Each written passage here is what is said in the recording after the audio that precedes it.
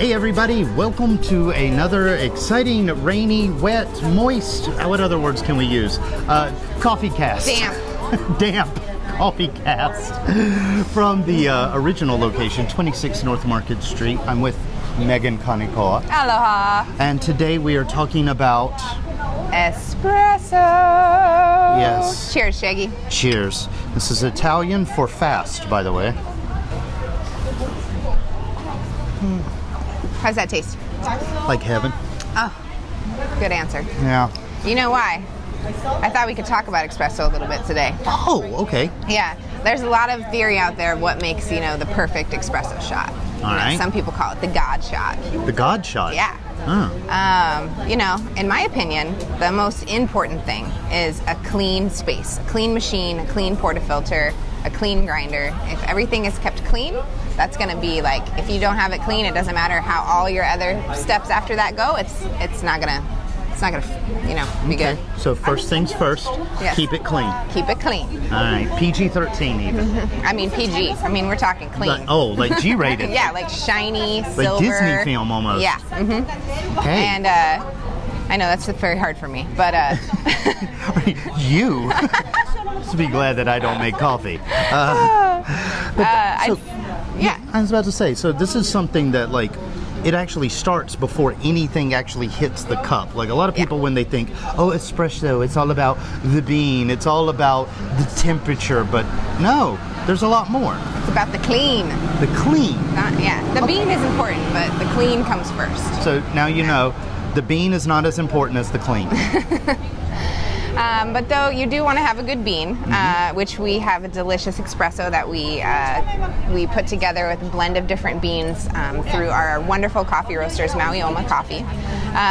But then, anyways, the next important thing is figuring out for you what your ratio is. And I say ratio, I'm talking about the weight of the coffee grinds compared to the weight of the espresso after it's brewed. Oh. So for me, I like a 1-to-3 ratio. That's what I like, and that's what this is. This is 20 grams of espresso grinds, and then when we finish brewing it, it weighs 60 grams.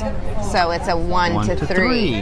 Gotcha. Yeah. Some people like a 1 to 2. That's more of a super short shot, and some people like a long shot, and that would be maybe even more like a 1 to 4. Yeah. So, is that where the saying "long shot" comes from? I mean, yeah. Because it just takes a long time to get it right. It takes a long time for it to pour because there's more water. Oh. Yeah, it pours for longer. Yeah. All right, and then is there like a speed that you should pour at? Is there like? Yeah, there's a time too. Yeah. Okay. But before we get to timing your shots, we might want to talk about the grind size. Ooh, yes. If the grinds are too small, it's going to be like pouring water through sand. It's going to go slow. Okay. Not espresso. The opposite of espresso. Yeah, that's slow. Sludge. Yeah. And then your espresso tastes like sludge. That's esloso. And then if they're too big, if the grinds are too big, it'd be like pouring water through a bunch of rocks. It's just going to straight through. And that's not no bueno, not good. Okay, so espresso. What are we looking at? Like if I were to take some of the grinds and put them in my hands, like what kind of granular quality would I be looking at? You know what I actually do when I'm like calibrating my grinder after I give it a good deep clean is I'll pour some in my hand and I squeeze my hand, and it should form together and make little peaks with where you squeeze it, like little mountain peaks. Yeah. But when you wiggle it, they should fall.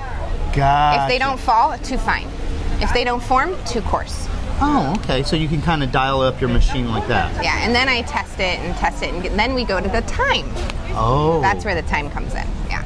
So, I mean, I see how you guys do it, but the way you talk about it, it sounds like you're in a lab coat. You've got stopwatches and like micrometers and scales. Yeah, we do. Well, we don't have lab coats, but that would be cool. They would have to be brown because white would not survive. No, not here. But okay, so we've gone past the grind size, and we basically know that if it clumps and you can shake it and it releases, that's the good grind. You're like getting close. And then from there you can time your shot and see what your time is. So when you talk about the time, what kind of time are we talking? Like, is it like we're talking like 25 seconds to 35 seconds. I thought That's this what was you're like shooting for. I thought this was like a marathon, you know, espresso meaning fast. It's like, okay, 4 seconds, ready, go. Oh, that would be that would be such a gross espresso if it poured in 4 seconds. Sludge It'd be just like so watery and no flavor. It'd be no bueno. But so 25 to 35 seconds, and everyone loves the debate about that, but I'm really happy at 30. That's my favorite. If I can get my shot to pour at 30, it gives me a little wiggle room, five on either side. Yeah. So that's kind of like in basketball, how you have a shot clock. So this would be the shot clock for espresso. Yeah, or like I was a swimmer, so, you know. Oh, yeah. Okay. So now we've got clean, we know the bean, we know the time. What next? One of the other things you can troubleshoot is how hard you push it down. You know, you might have seen people they load the thing up and then they push it down. That's called tamping. And if you tamp too hard, then it's going to have a hard time the water going through. And if you don't tamp hard enough, then the water's going to go too quick. So basically, when you tamp it down, you're looking for a smooth surface? Yeah. You definitely want to have an even plane. You don't want to have it tilted inside its portafilter. And you don't want it to be messy on the outside either. And just a nice even plane. And then inside the actual, I wish I should have brought one out. Darn. Inside the portafilter, there's lines, and you want to get to the correct line inside there. Oh, so by the amount that you're going to make, you go to the proper line and make sure that it's like nice and even. And that's going to tell you this is the 20 grams of espresso. If it's over that line, then you've got way more than 20 grams, and then your ratio is going to be off. Okay. Now, this is the thing that I actually do know about espresso. It comes out of the machine in 3 parts. The first part is the actual flavor shot, and that's where the beans and things come out. Then there is the water or the filler section of it as it's coming out, which is the volume. And then at the end, there's a little foam at the top. And you guys have a name for that. It's crema. Crema. Okay, so what is the deal with that part of the shot? Because it comes out last. Crema can tell you a story, kind of like, you know, tea leaves in the bottom of your cup and tell you your future. Yeah. Crema's going to tell you whether your barista knew what they were doing or not. This one had an affair. What'd this one do? Gosh, it's a very interesting story. Well, that is not PG. Oh gosh. So after you see like when you're pull the shot out and you look at the crema. Yeah. What are we supposed to see on the surface? So, well, we know we got good shots here because we've been videoing for, I don't know, a couple minutes at least, and there's still crema, and that's called your set time. So you bake it, you set it down, you walk away. How long does your crema stick around for?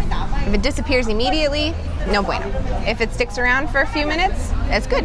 So the longer it sticks, the better. Yeah, that's a clue. But the other clue is the colors. You see how there's like 3 shades of brown in there? Can you see? That will tell you that you got all 3 different flavor profiles out of your espresso bean. The 3 stages. Yeah, well, you've got your tannins and you got your organic oils, and those are going to give you different colors of crema. Nice. Yeah. Well, now I feel all educated. I'm glad. Usually I'm the Hard one to doing the educate this man. He's so smart, this guy. But here's the thing. It's not complete without food. You know, it's not. Yeah. I know you guys love watching us eat. But this is one of the things that is one of my favorites, because at the end of the year, everybody makes resolutions to lose weight. Yes. And one of the things that you want to do to lose weight is decrease the carbs and increase the protein. And here we have a quiche, which is very high in protein. Very high in protein. This one has bacon, cheddar, orange bell peppers, mushrooms, red onion, and lots of cheese and oh really? Yeah. Oh wow. Talking about the quiche now, you don't want to know. Woo. And a homemade crust. Our crust is super yummy too. So not vegan, not dairy free, but delicious nonetheless. Right. Yeah. So for all of your, well, I guess you could say crema needs. We got you covered. Yeah. And if you want to be espresso, which is fast, come through either location, and plus use the Chow Now app. Yeah, that'll make it muy espresso. So make sure that you like and subscribe and share the coffeecast, and until next time, we're going to eat. Yes, ahui ho. Goodbye. I interrupt you. I interrupt this guy a lot. It's okay. It's okay, right. as long as I get to eat. Okay. All right, guys. Stay safe.